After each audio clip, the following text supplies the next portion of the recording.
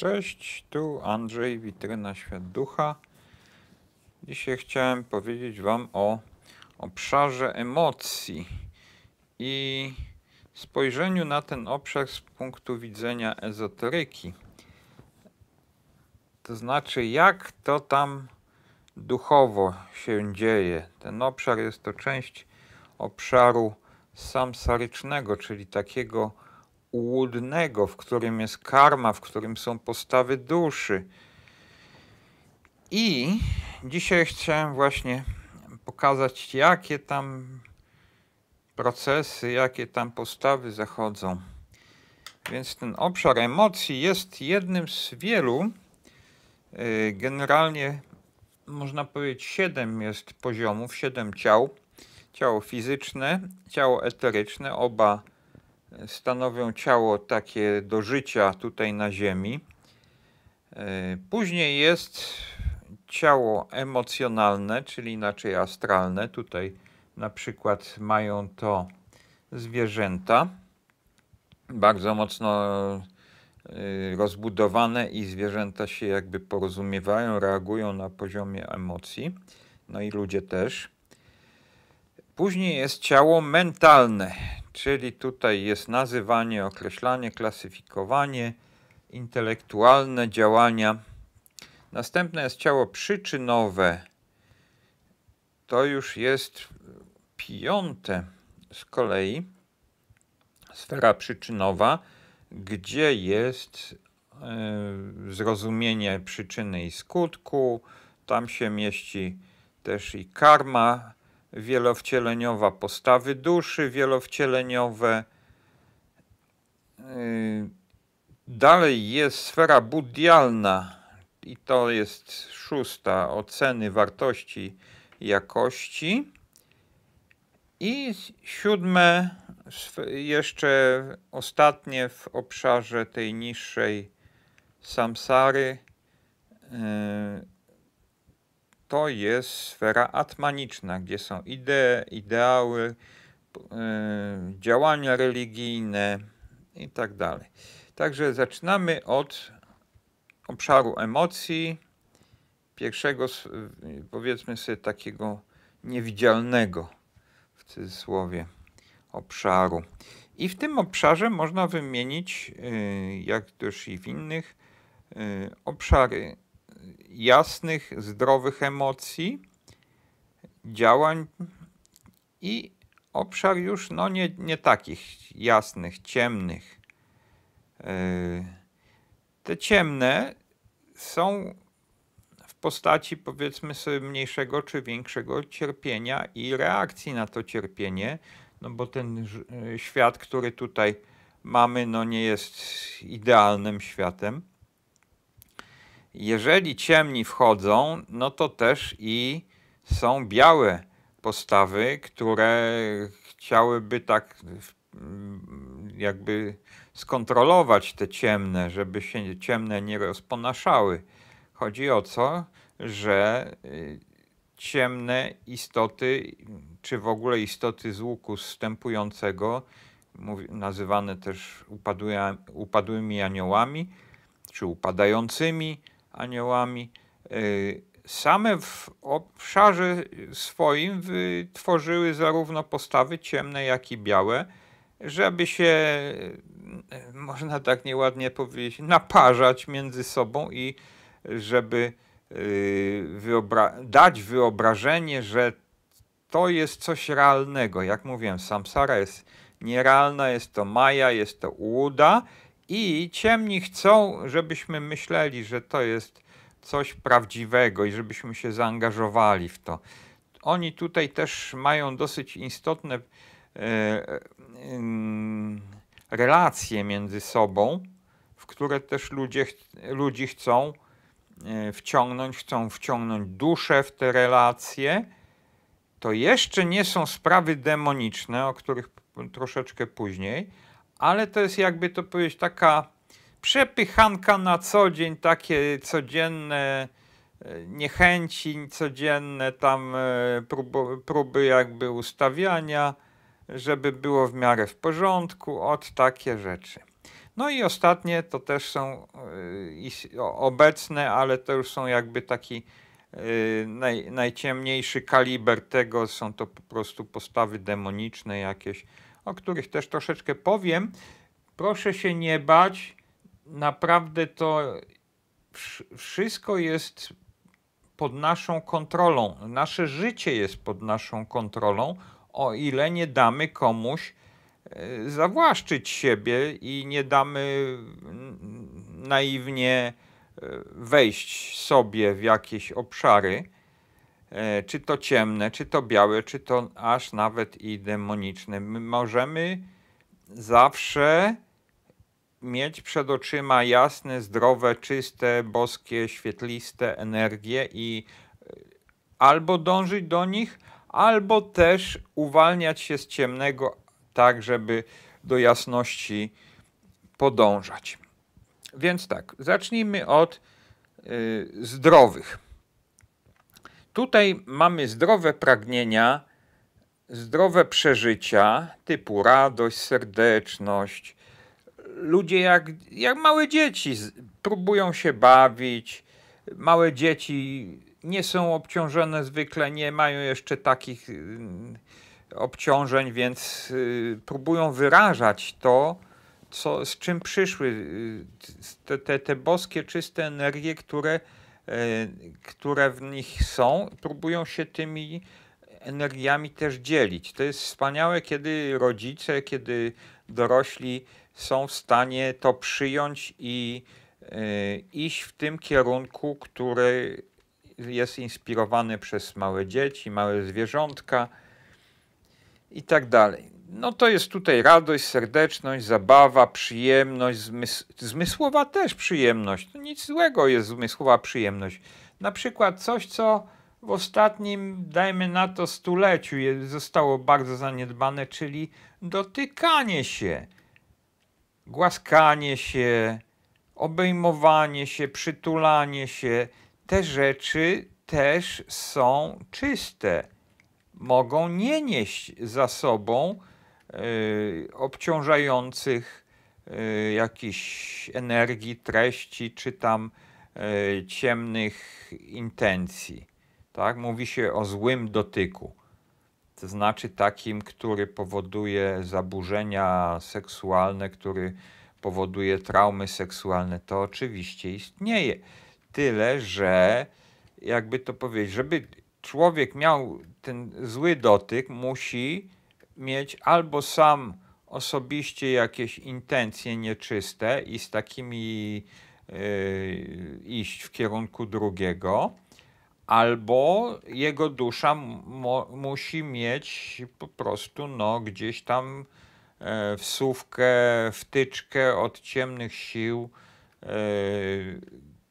które chciałyby właśnie żerować na, dajmy na to, energii seksualnej drugiego człowieka. I wtedy jest to nadużycie i wtedy jest to ten zły dotyk. Natomiast ludzie, jako że nie umieją odróżnić tego, nie umieją odróżnić intencji, tak na wyrost zaczęli generalnie blokować dotyk, blokować bliskość, cielesną bliskość taką, także że po prostu już się nie dotykają, że tam coś tam. No, z jednej strony jest to zrozumiałe, no bo wiadomo jest, że jest to w jakiś sposób ochrona przed tym, żeby na przykład dzieci nie zostały straumatyzowane, tak? No oczywiste to jest. Natomiast z drugiej strony z powodu tego, że ludzie zwykle nie mają ducha i zwykle nie mają w ogóle refleksyjności, nie umieją rozróżnić, no to cała spora część radosnego przeżywania została wzięta z odstawkę. No i kto się cieszy? No oczywiście ciemne siły duchowe się cieszą. No ale to już trudno.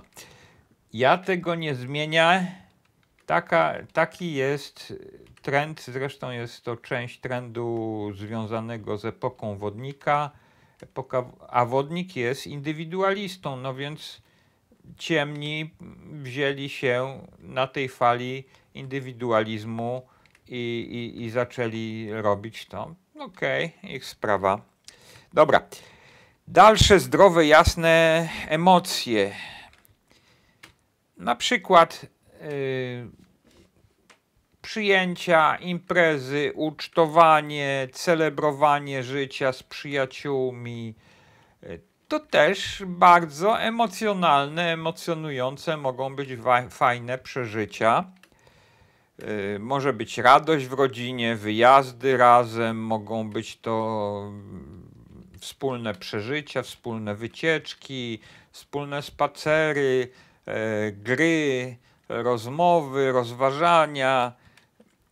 Może być to radosny taniec. To są wszystko jasne, zdrowe przejawy działań i aktywności w obszarze emocji. Tam ciało emocjonalne się po prostu cieszy z tego. Dobrze. Ciemne z kolei postawy. Postawy ciemne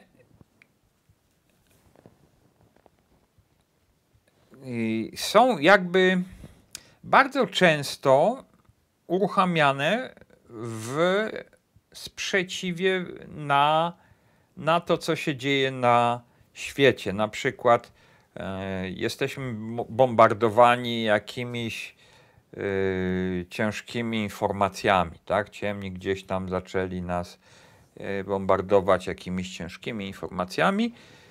No i ktoś powie sobie tak, no mam dobry nastrój, mimo to że komuś to przeszkadza, nie mam chęci dostosowania się, tak? Olewam to, czy ktoś się sprzeciwi. W gorszych wypadkach jest to, nawet potrafię dać komuś w twarz, że mi zwraca uwagę. Tutaj też jest stosowanie alkoholu, prawda, bo w normalnych wypadkach nie jestem w stanie emocjonalnie dobrze funkcjonować. Chciałbym tutaj mieć fajne emocje, chciałbym sobie życie radośnie przeżyć, a się nie daje, więc co?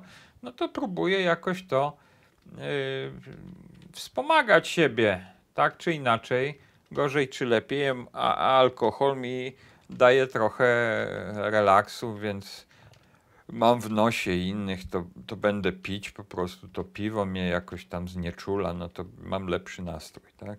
To jest od razu wejście tych ciemnych energii. W gorszych przypadkach jest to już nie tylko wzorce są ciemne, ale też i mogą wchodzić nawet istoty z ciemnych sił duchowych z poziomu astralnego i może być to wspomaganie danej osoby, danej duszy z ciemnej strony. To ja nazywam za awiesałowym podwodnym albo krokodylami, albo symbiontami. I pojawia się co? Dystans emocjonalny, pojawia się tłumienie niechcianych emocji, takie wymuszanie jakichś emocji, takich pozytywnych już w tych gorszych sytuacjach. I też ciemni tworzą pewne takie blokady, ochronę wobec tych, którymi się opiekują, czyli dajmy na to nosicieli symbionta, tych ludzi, którzy przeszli na ciemne przeżywanie i po prostu taki ktoś z ciemnej strony emocjonalnej mówi, nie biorę pod uwagę czyjegoś przeżywania, nie biorę, mnie obchodzi tylko to, jak ja przeżywam. To na przykład krzyczę na ulicy, ale to mnie nic nie obchodzi, czy po prostu ktoś będzie zaniepokojony tym, że ten ktoś krzyczy. Krzyczący nie ma ochoty brać tego pod uwagę, tak? I to idzie w kierunku egoizmu, socjopatii, takich rzeczy. Czyli to są postawy ciemne. Ale to nadal jest coś relacyjnego, to znaczy jest to w związku z kimś. I na tym, jeżeli są te ciemne postawy emocjonalne, to pojawiają się bardzo często i ludzie, zwykle kobiety, które chcą zablokować to, jakoś stworzyć ład, jakoś doprowadzić ponownie do ładu, który pierwotnie gdzieś był. Natomiast też to nie jest czyste. Te białe postawy też nie są czyste, ponieważ są zwykle zewnętrzne i sztywne. Na przykład jest to przywodzenie kogoś do porządku, weź ty się ogarnij, weź ty tak nie krzycz. Nieważne jest, czy ktoś ma potrzebę z jakiegoś powodu krzyczenia, czy też nie. Może mu jest źle i dlatego krzyczy. Ale nie, to masz nie krzyczeć. Na przykład jest to kwestia zawstydzania. No weź się, to wstyd tak być takim pijanym. Wstyd być pijanym. Tak? I później ten człowiek mówi, o kurde, ja nie mogę się pokazać taki pijany. Doktor Gabor Matej mówi tak, no, że w pewnym momencie swojej kariery zawodowej przestał pytać się ludzi, co pijesz, tylko zaczął pytać, z jakiego powodu, jakie przeżycie spowodowało to, że sięgnąłeś po alkohol. Czyli to nie jest pytanie ze strony białej, tylko pytanie jest prawdziwie do przeżyć tego człowieka pijanego. Dlaczego? Co spowodowało, że sięgnąłeś po alkohol? Jakie przeżycia? Co nie mogłeś wytrzymać u siebie? Bo osoby nadmiernie pijące zwykle są osobami po prostu na tyle wrażliwymi, na tyle nie mogą znieść jakichś swoich przeżyć emocjonalnych właśnie tutaj i dlatego zaczynają pić. Natomiast, tak jak mówię, osoby mające białe postawy nie chcą się zastanawiać nad tym, dlaczego ktoś pije, albo dlaczego ktoś na siłę chce, dajmy na to, wrzeszczeć, czy wyrażać niezadowolenie. No bo trzeba by było generalnie trochę poświęcić czasu, uwagi, zastanowienia, refleksji, tak, iść w kierunku takiej, dajmy na to, wrażliwości wobec tego człowieka. Osoby ze strony białej często nie chcą być wrażliwe. Mogą być nawet po stronie narcystycznej wrażliwej, tak zwanej, czyli narcystycznej ukrytej, gdzie ten narcyz ukryty wcale nie chce poznawać motywów działania drugiej strony, a tylko chce, żeby ta druga strona żyła zgodnie z normami społecznymi na przykład. Także tutaj, gdzie mamy ciemne postawy, to mamy przejście jakby w kierunku strony ciemnej, duchowej, gdzie się może pojawić na przykład krokodyl astralny, czyli tak zwany, czyli emocjonalny, tak? Czyli ta wtyczka z ciemnej strony i może to prowadzić do takiego zamknięcia w klatce astralnej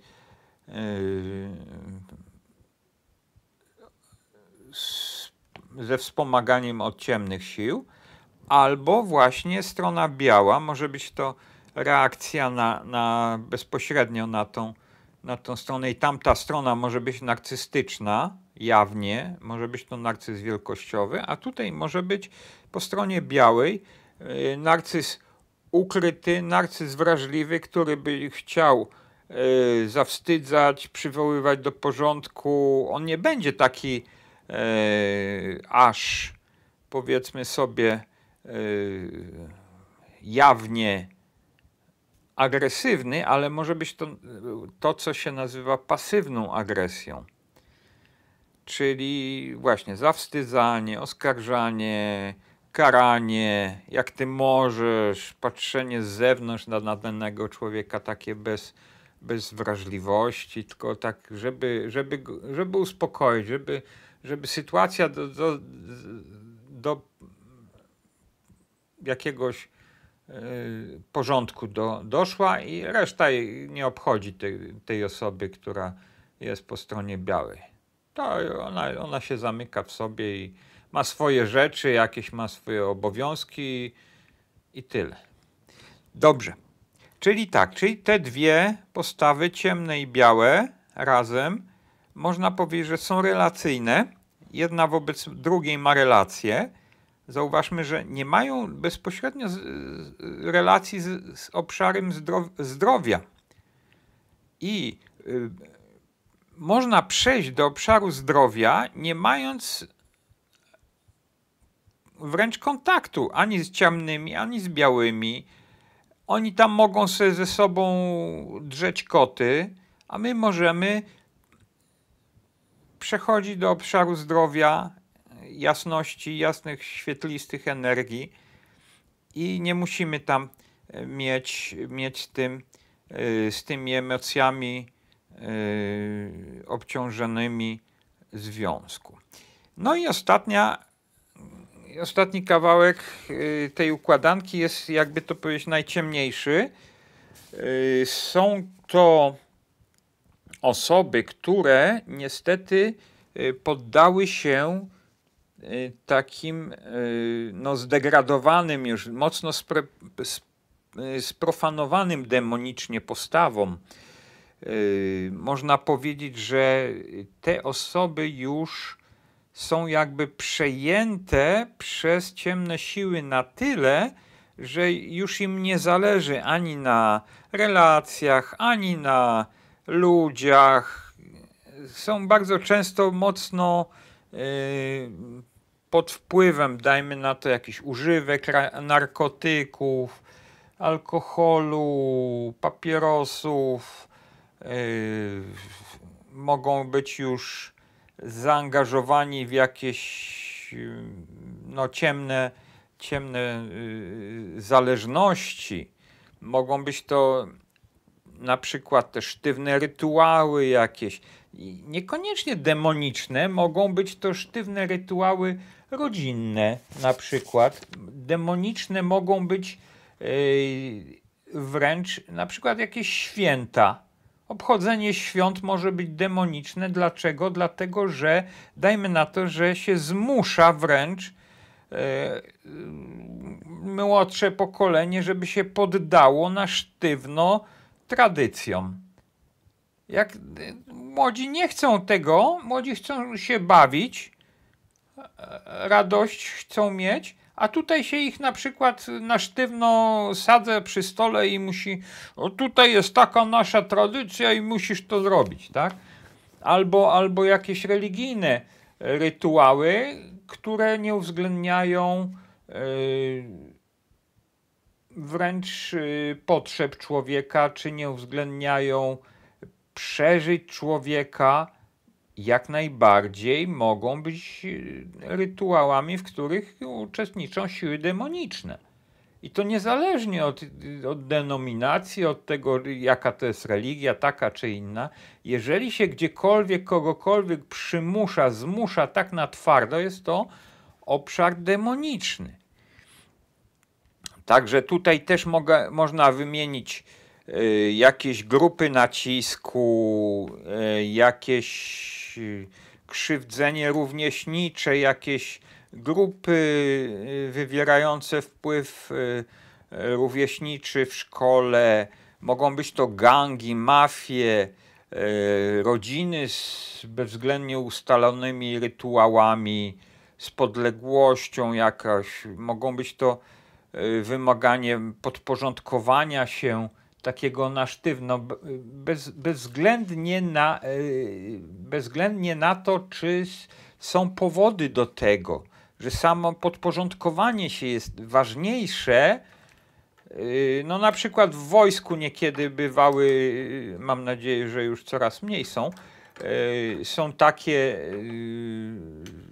działania, które zmierzają na, aby podporządkować coś tak na siłę kogoś, tak? Na przykład tak zwana fala kiedyś była, nie wiem czy jeszcze jest, że starsi żołnierze się znęcali nad młodszymi, tak? A z kolei jeszcze starsi bardzo mocno musztrowali młodszych, tak? Tak, żeby zawsze był posłuch i żeby nie wolno było się sprzeciwić, tak? Mam nadzieję, że służba zawodowa dała tutaj o wiele uzdrowienie z tych właśnie demonicznych postaw. Kolejna rzecz, może być to też zmuszanie wręcz ciała i emocji do zachowywania się w jakiś tam sposób, który może naszemu ciału emocjonalnemu nie podobać się.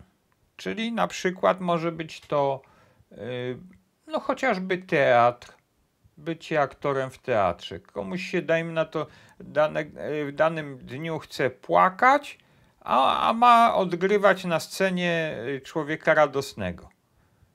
No, da się to zrobić, acz jest to no, wymuszone. Albo na przykład balet. Jeżeli te figury baletowe mają jakieś bardzo trudne elementy, takie gimnastyczne, to może zatracać się radość i radosne wykonywanie ruchów na rzecz na przykład osiągnięć sportowych i osiągnięcia jakiegoś tam medalu, tak?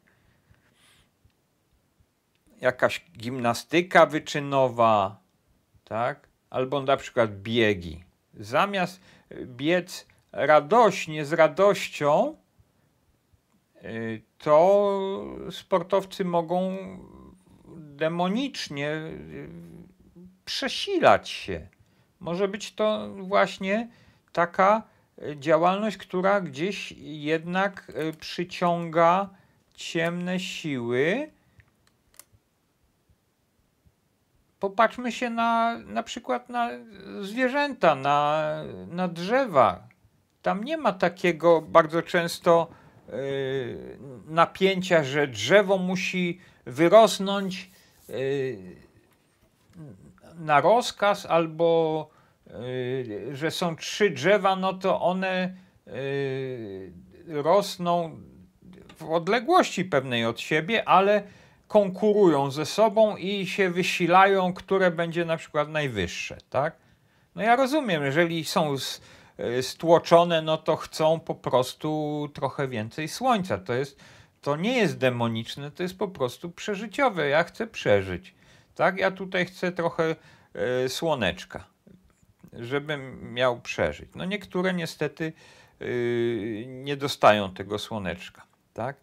Ale te drzewa nie rosną na rozkaz, tak?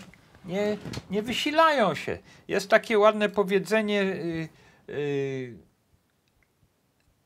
łucznicy najlepiej wtedy strzelają w czasie turnieju, kiedy grają o cegłę. To może się śmieszne wydawać, ale tak naprawdę jest tu duża mądrość. Cegła nie jest czymś jakby wartościowym. Wręcz można powiedzieć, jak ktoś dostanie cegłę, to będzie mieć trudność na przykład z wzięciem ją i przeniesieniem gdzieś w inne miejsce, bo cegła często bywa ciężka, tak? I po co mi cegła? Tak? dajmy na to, nie buduję żadnego domu, a to o to chodzi, że samo granie o jakiś złoty puchar może powodować napięcie u łucznika, u tego, który ma zdobyć wiele punktów, i ten ktoś może zamiast prostego ruchu i prostego wycelowania w tarczę, może dodać tam wysiłek, napięcie, wymuszanie na sobie, które jest właśnie ze strony ciemnej, demonicznej wręcz. No oczywiście jest całe spektrum tego, także niektóre rzeczy nie muszą być stricte demoniczne, ale na przykład zbyt długie siedzenie przed komputerem i przymuszanie się do czegoś, tak? No bo ja muszę to zrobić, muszę, koniecznie, nie? No, być może, że istnieje rzeczywiście jakaś potrzeba, ale warto też brać pod uwagę na przykład to, że moje ciało jest no nie jest aż tak bardzo żywotne, tak? Że są jakieś granice, że ja powinienem brać pod uwagę granice, ograniczenia możliwości mojego ciała. Że nie powinienem siebie przesilać, tak? Są ludzie, którzy potrafią zrobić jakieś działania, a niektórzy nie potrafią albo nie mają tyle siły, tak? Nie znaczy, że oni są od razu bardzo leniwi, tak? Może mają wewnętrzne konflikty, które im nie dają im tego zrobić. I tak nie od razu można te konflikty jakby usunąć. Także przesilanie siebie też może być demoniczne. Dobra, także jak widzicie, w obszarze emocji można wymienić kilka spraw, kilka aktywności: zdrowe, jasne, ciemne, czyli takie profanujące, oszukujące,